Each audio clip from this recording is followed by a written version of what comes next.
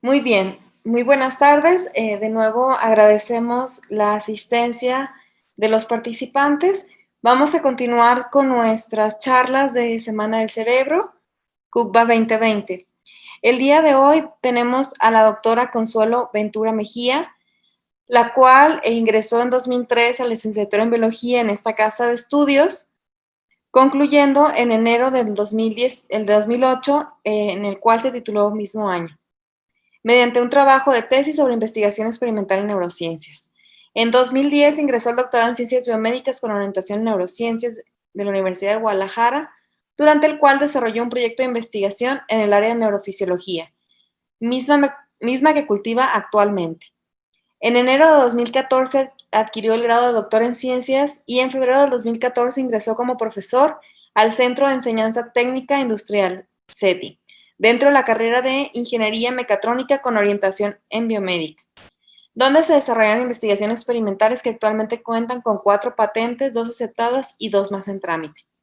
En 2017 ingresó al SNI como investigador nacional nivel 1 y cambió su adscripción a su adscripción actual como profesor docente asociado C, adscrita al Laboratorio de Neurofisiología del Departamento de Biología Celular y Molecular, y bueno, la cual además tengo el gusto de compartir como mi compañera de trabajo e investigación. Le cedo la palabra a la doctora Consuelo Ventura y agradecerle una vez más por su participación en este evento con la charla Modelos Experimentales de Epilepsia. Muchas gracias, doctora Frida. Muy buenas tardes a todos. En esta ocasión, yo espero que se escuche bien. Si hay algún problema, si en el chat me podrían decir.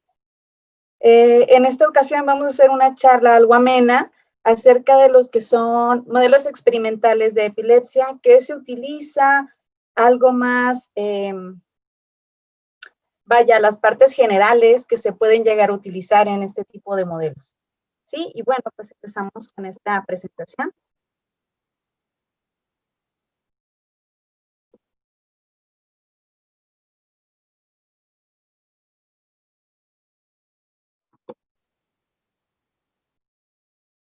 Bueno, iniciamos. En esta plática vamos a hablar un poco de qué modelos hay, qué tipos de modelos contamos en la actualidad. Es algo general, son unos pocos, no podemos hablar de todos porque pues definitivamente no sería el tiempo adecuado, ¿verdad? Ni la profundidad que pudiéramos darle a cada uno de ellos. Pero sí vamos a dilucidar cuáles son los tipos de modelos que podríamos llegar a tener, ¿no? O tenemos en la actualidad. Para empezar, pues como epilepsia, pues ¿qué es la epilepsia? ¿Qué es esta enfermedad? ¿Cómo nos afecta? ¿Qué nos puede ocurrir a nosotros? En la definición que nos da la Liga Internacional contra la Epilepsia, tenemos que la epilepsia es un trastorno cerebral que se caracteriza por una predisposición continuada a la aparición de este tipo de crisis epilépticas. Y por consecuencias, bueno, pueden ser muchas, neurobiológicas, pueden ser cognitivas, psicológicas, sociales de esta enfermedad, ¿no? Podríamos tener muchísimos tipos de consecuencias de la enfermedad. Ejemplos de ellos son que las mismas personas se alejan de pacientes que sufren de epilepsia, ¿sí? De otras personas que las llegan a sufrir. No es como algo muy común en cuanto a cotidiano, sí las personas tienden a tener un poquito de recelo, no acercarse a personas que sufren de epilepsia. En cuanto a lo familiar, también hay muchos cambios que puede llegar a sufrir con esta enfermedad, ya que tendría que estar la misma familia muy cercano, porque en cualquier momento puede desencadenar una crisis epiléptica.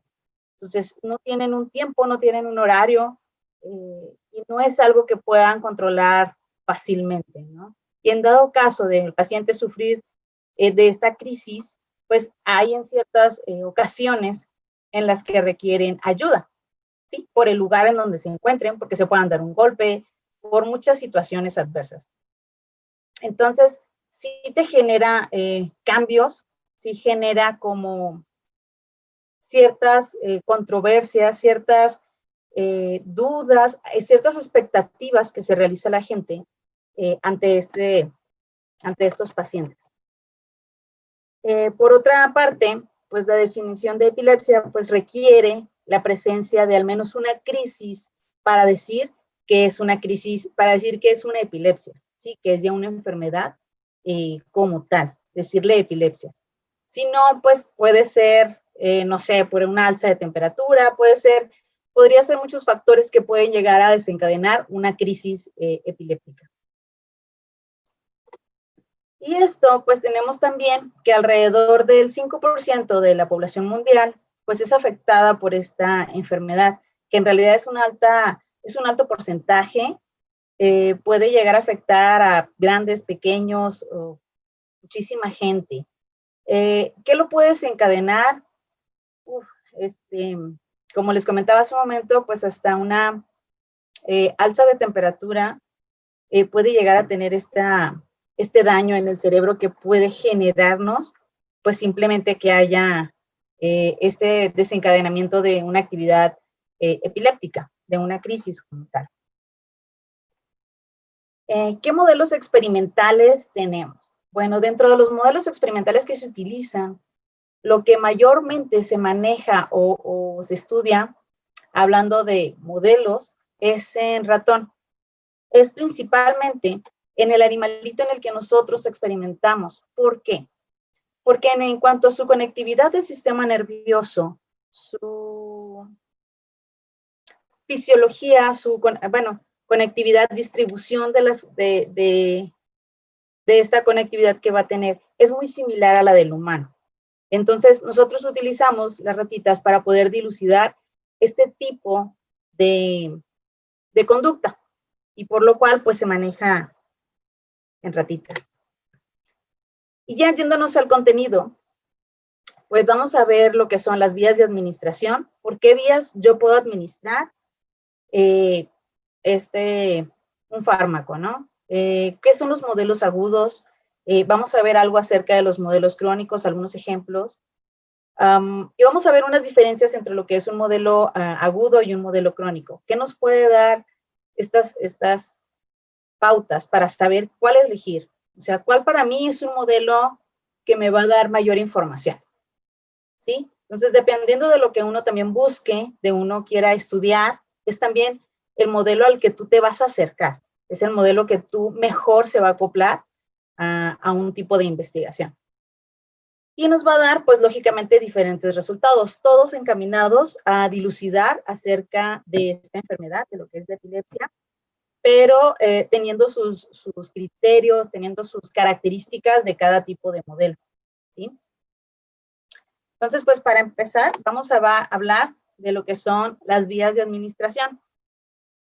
Esto también va a ser dependiendo del modelo. Hay modelos en los que yo puedo inyectar, como en este caso, vía intraperitoneal. Ya hay modelos en los que puedo inyectar vía subcutánea, puedo administrar vía oral, o puedo hacer una administración intracerebral. Para llevar a producir estos modelos, de crisis, de epilepsia, perdón, se hace una administración intraperitoneal o se hacen administraciones subcutáneas, subcutáneas en este caso, o intracerebral. ¿Cuáles son las que se utilizan más? Se utiliza más una administración intraperitoneal, porque al nosotros inyectar en peritoneo se absorbe más rápido, ¿sí? Esta absorción más rápida dentro del peritoneo hace que la actividad del fármaco pues sea mucho más rápido y podamos ver esta conducta. Y si inyectamos vía intracerebral, ¿sí? Esta administración intracerebral va a hacer que directamente tenga la actividad vaya en cerebro, que al fin y al cabo es lo que a nosotros nos interesa. ¿Cuál es el sesgo? Pues una administración intraperitoneal no siempre, bueno, la mayoría de veces no nos va a interferir en nuestra evaluación, porque nosotros nos vamos a dedicar a hacer la evaluación, intracerebral o en el cerebro o en esta actividad, ¿no? Entonces no tendríamos ninguna complejidad. Pero si nosotros hacemos una administración intracerebral y eso es lo que estamos evaluando, pues ya tenemos un daño, simplemente el daño hecho por la jeringa. Entonces, tendríamos que tener como nuestro grupo, ¿sí? En el cual a todos le hacemos este mismo daño para no tener este sesgo. Entonces, todas tendrían que llevar una administración intracerebral para que la administración como tal no nos cause un efecto secundario, vaya, un daño. ¿Saben? Ya nosotros nos pueda evaluar. En todo caso, para inducir este tipo de modelos, yo hasta el momento no he visto que se haga una administración oral. No sé si no lo haya, pero yo no lo he visto. Creo que no podrías producir un daño así por vía oral. Pero, sin embargo, para administrar fármacos, sí me ha tocado ver que sean vía oral.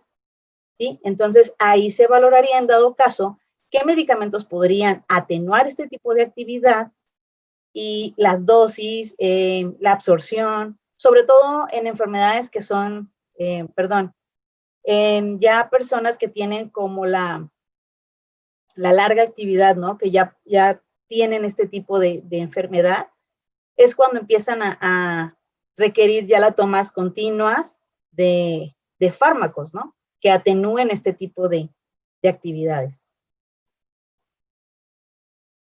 Bien, subcutáneas, en todo caso, sí también se ha observado hasta medicamentos precisamente que atenúen este tipo de actividad, ya sea intramuscular, es lo que más, o subcutánea, ¿no? Precisamente debajo de la piel, en el que sí también puedes administrar este tipo de fármacos, este tipo de medicamentos para atenuar lo que es una crisis convulsiva. Y yéndonos a lo que pues continúa, que serían los modelos agudos. Dentro de los modelos agudos, lo que nosotros podemos ver en estos tipos de modelos es una actividad rápida. Nosotros administramos el fármaco con el que vamos a iniciar una crisis y al momento de administrarlo empezamos a ver estos efectos. ¿Qué efectos? Pues una actividad cambiante, una actividad, una crisis como tal, ¿sí? Y al generar o al tener esta crisis, pues ya vamos a tener como más complicaciones, más síntomas.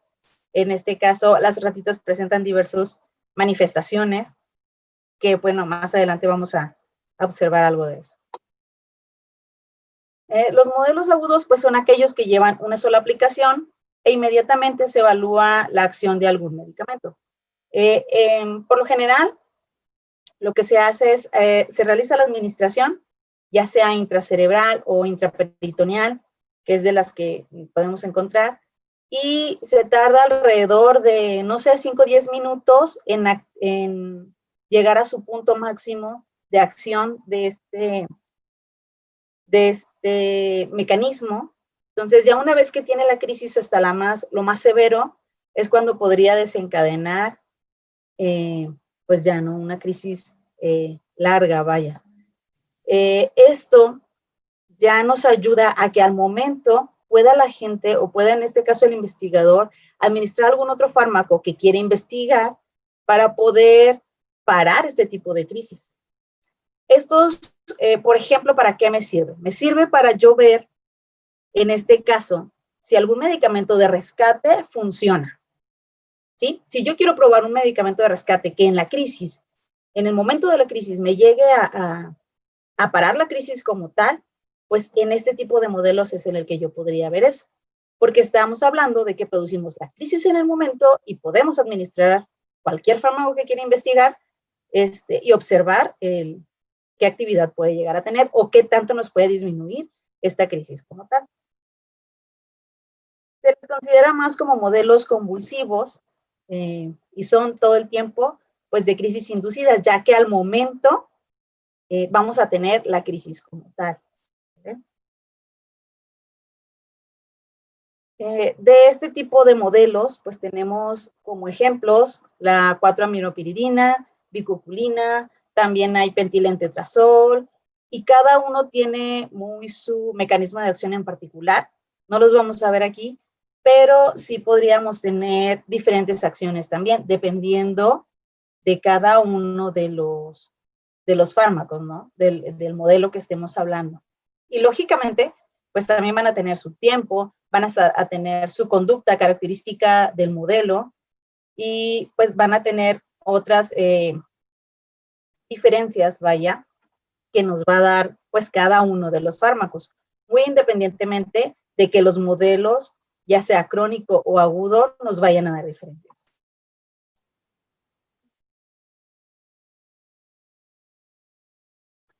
¿Qué objetivo tiene el realizar un modelo como en este caso agudo? ¿Sí? Los objetivos que puede tener de estudio es evaluar la conducta, el tipo de conducta, los tipos de movimientos que tiene. En este caso es una ratita coqueta, pero lógicamente no evaluamos esta conducta, evaluamos conducta más convulsiva. Evaluamos actividad electroencefalográfica, ¿sí? En algunos casos se hace otra cirugía en donde hay la implantación de electrodos y mediante esta implantación de electrodos yo puedo registrar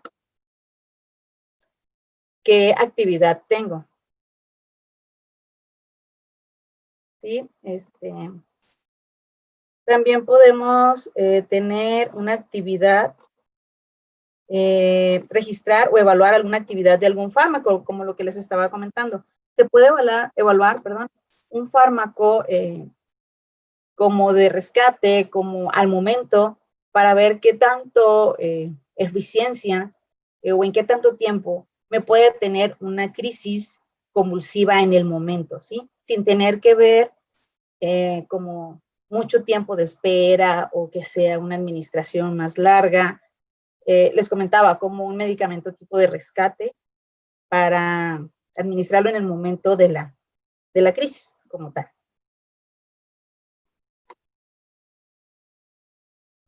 Continuando. Ahí está. ¿Qué literatura podemos encontrar acerca de esto?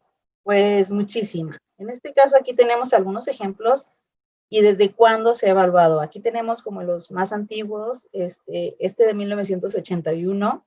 Esto es para confirmarles, por ejemplo, en el caso de bicuculina o pentilentretrazol, que es desde hace mucho que se tienen este tipo de modelos ya aceptados que podríamos utilizar. Aquí se han implementado en el laboratorio, lo hemos implementado, su servidora lo ha trabajado en todo caso la 4-aminopiridina, en donde podemos dilucidar pues muchísimas cosas, ¿no? Tipos de actividades, qué realiza, qué nos va a funcionar, cómo poder yo implementar este modelo, ¿sí? ¿Cuáles son los inconvenientes? ¿Para qué sí me sirve? ¿Para qué no me sirve? O sea, no para todo te va a servir, ni para todo te va a ayudar a dilucidar, pero sí para un medicamento de rescate. Para tratamientos más largos ya no.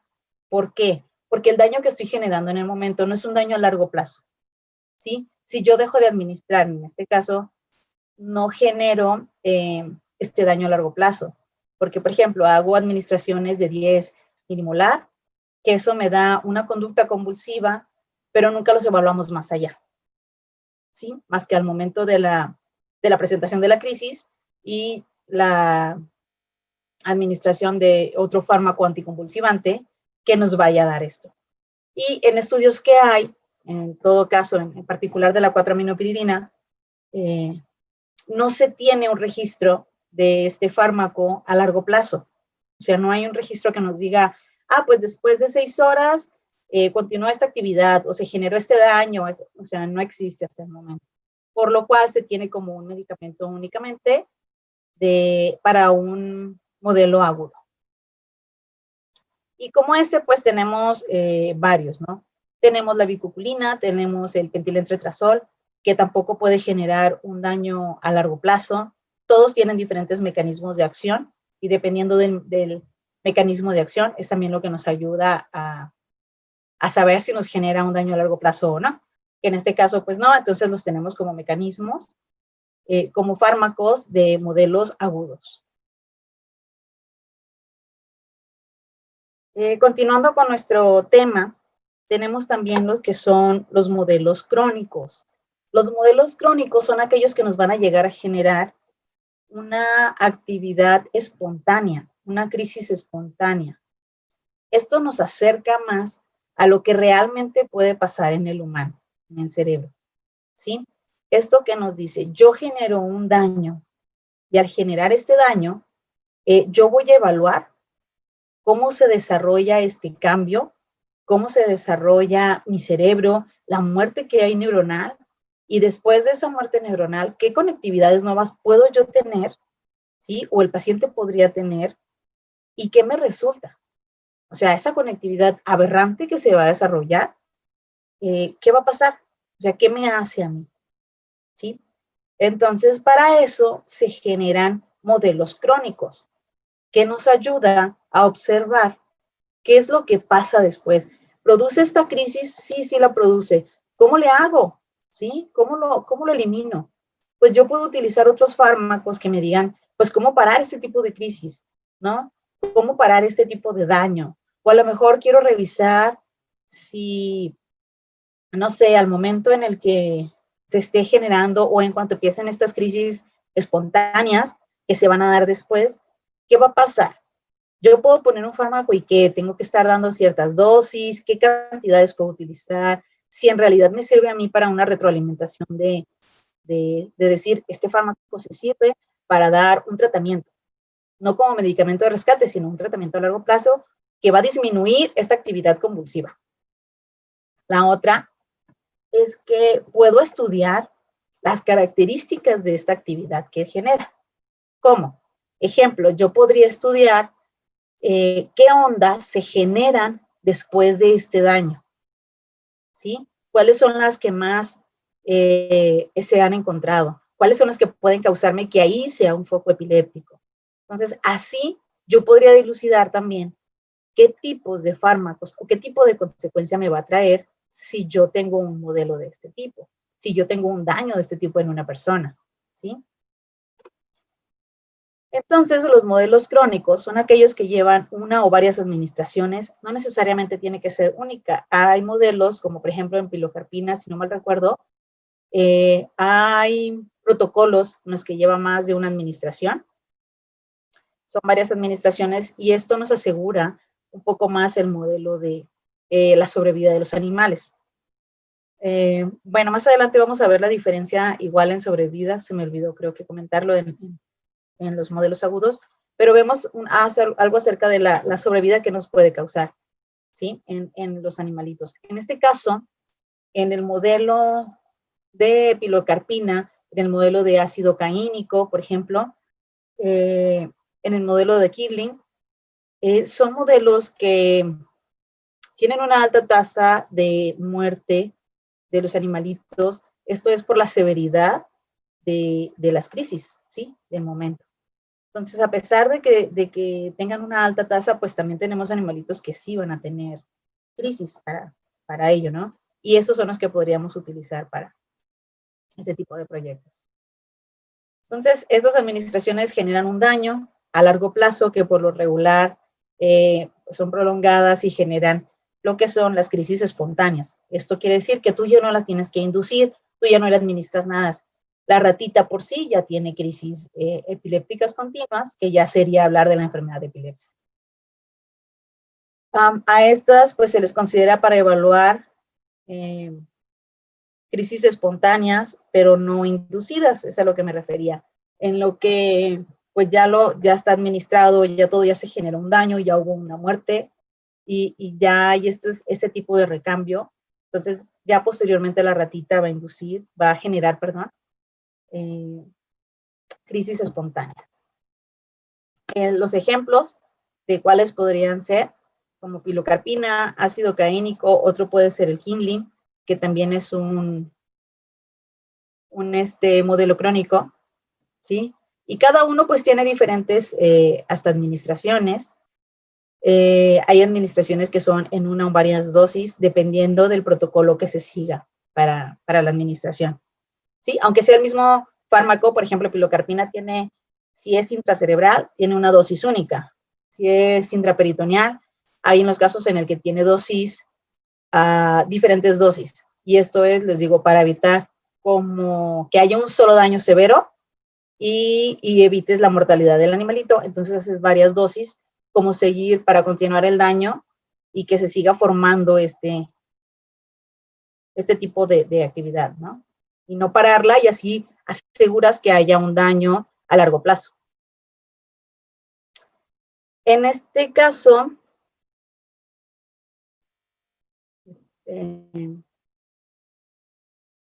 tenemos una línea de tiempo para generar este daño, algo de lo que les estaba platicando, que es al inicio la inducción del daño, que es cuando nosotros aquí en esta parte hacemos como la administración, en este caso del fármaco, del fármaco inductor, y hay un periodo, de latencia o un periodo silente. En este periodo, nosotros no vamos a observar ninguna crisis. Es un periodo en el que aparentemente la ratita no tiene una actividad, pero lo que pasa es que hay una reorganización en el cerebro.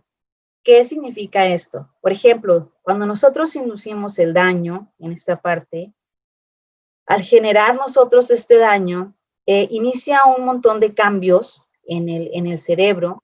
Hay muerte neuronal.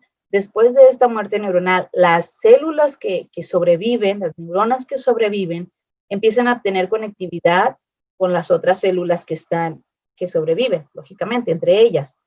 Al realizar esta conectividad, al tener este tipo de conectividad, no todo el tiempo tiene que ser a una conectividad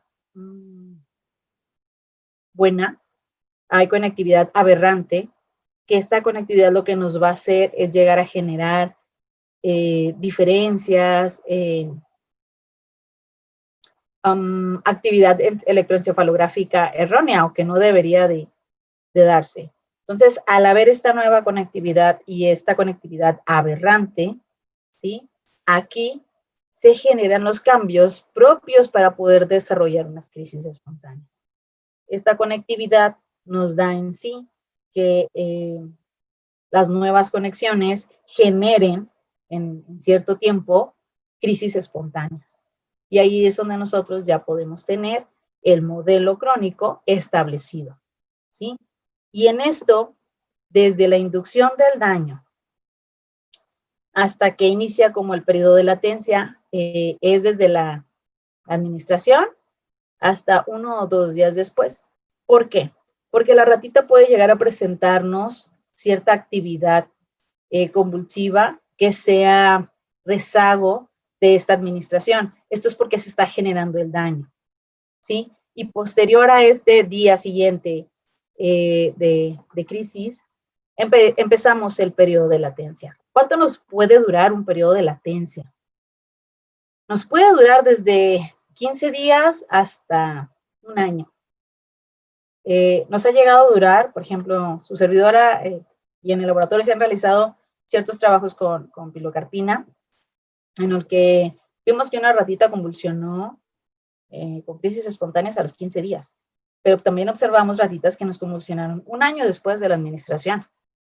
Y esto se evalúa, o lo evaluamos en ese entonces, con videomonitoreo. Las ratitas las tienes en observación 24 horas al día, por todos los días de la semana y todas las semanas del año y pocas palabras en todo el tiempo. ¿Por qué? Porque pues no sabes en qué momento te va a poder dar una crisis, o sea, no tiene un porqué. Se ha comentado que primordialmente es cuando están en el periodo de reposo. Entonces, cuando las ratitas están en el periodo de reposo es cuando están dormidas, por lo regular. Es cuando todos estamos como más relajados, ¿no? Nuestra actividad baja, estamos más tranquilos, y es cuando puede llegar a surgir una de estas actividades.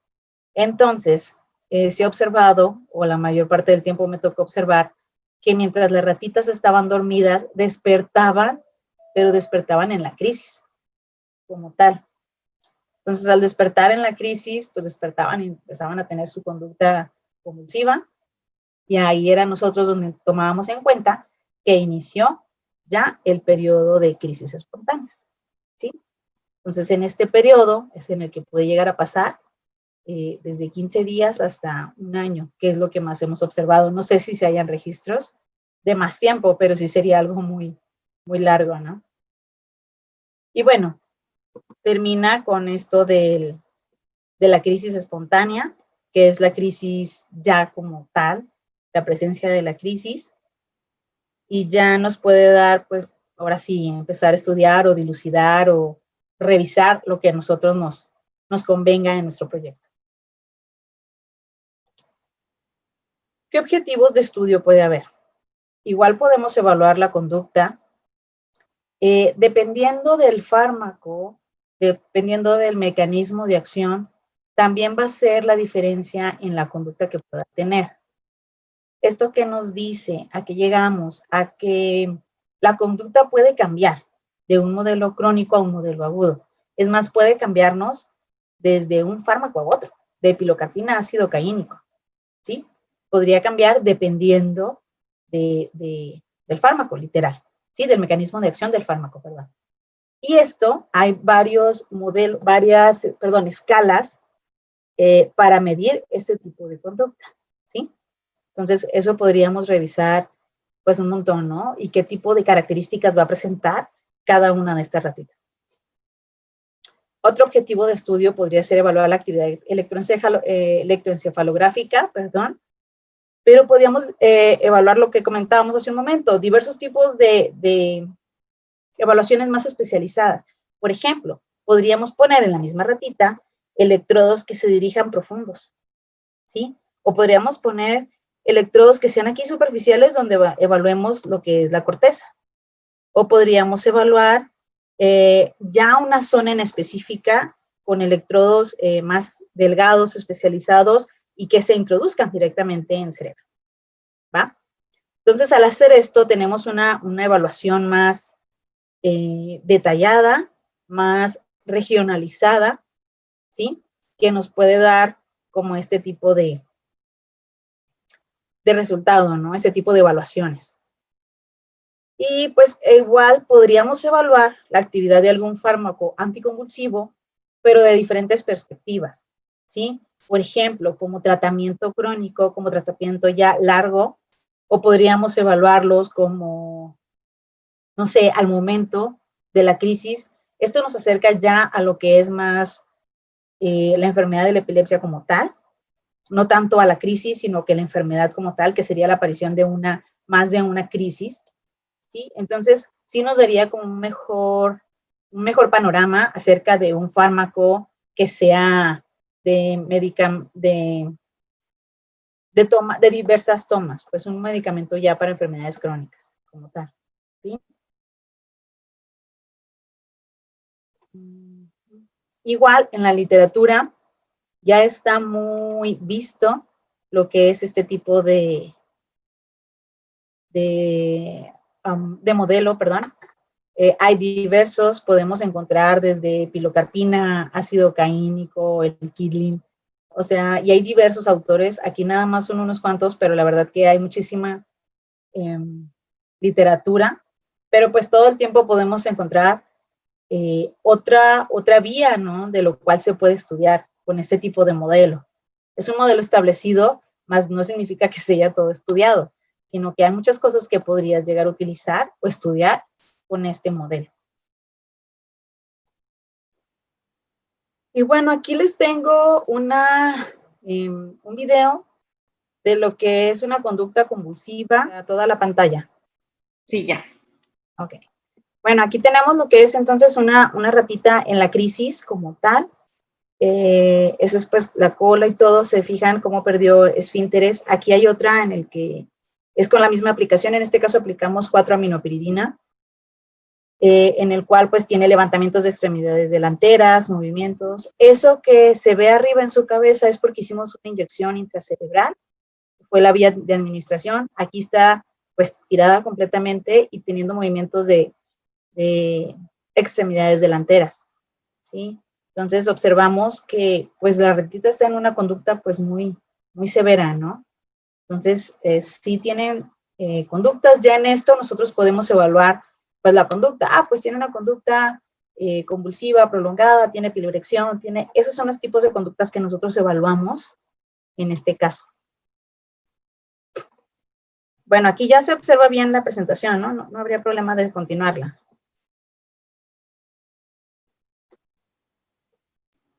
Sí, no hay problema. Bien, gracias.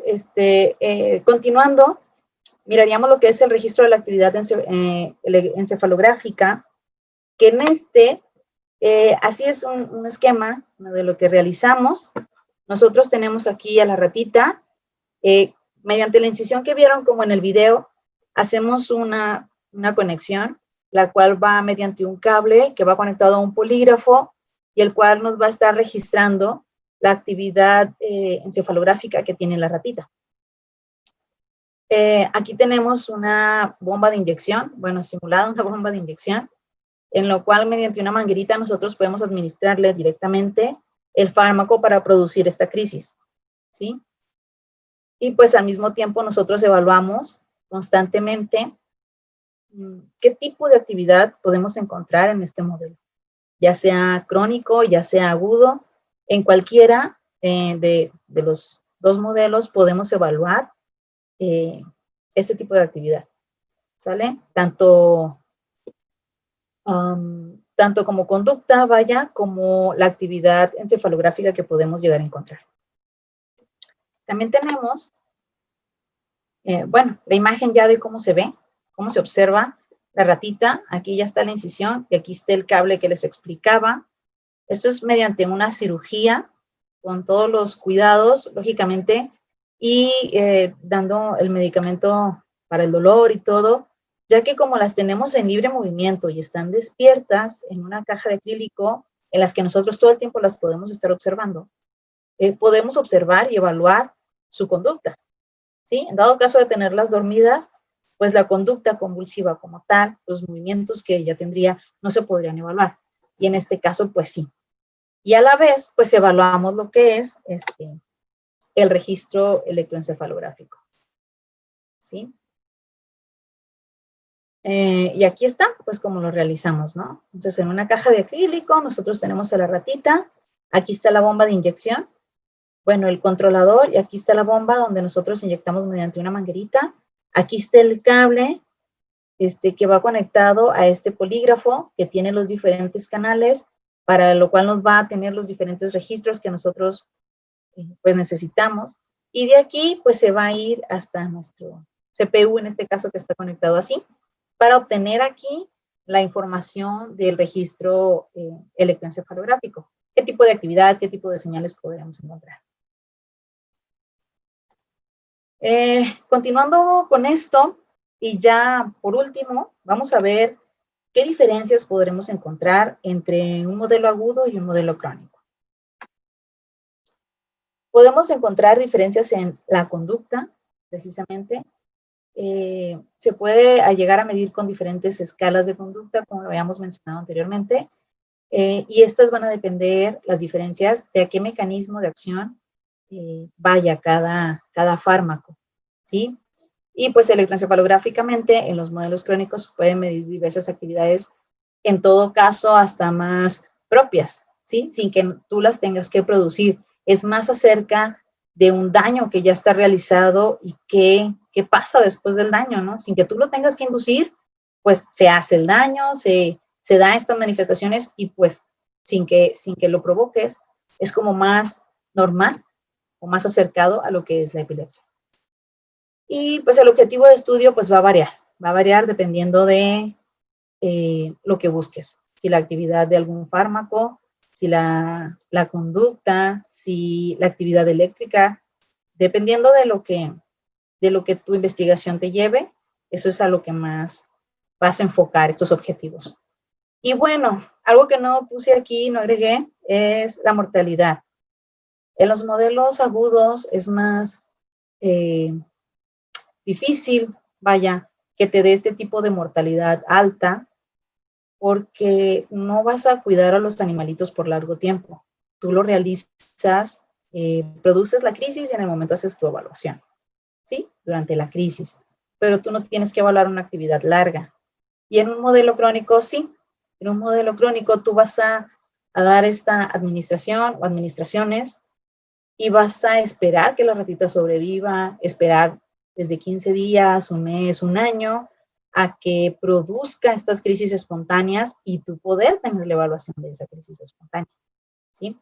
Entonces, eso sería otra diferencia muy, muy importante. Si las ratitas, pues, se mueren en cualquier punto, pues hay que volver a empezar de cero, ¿no? Si no produce la crisis espontánea, pues ya no te funciona.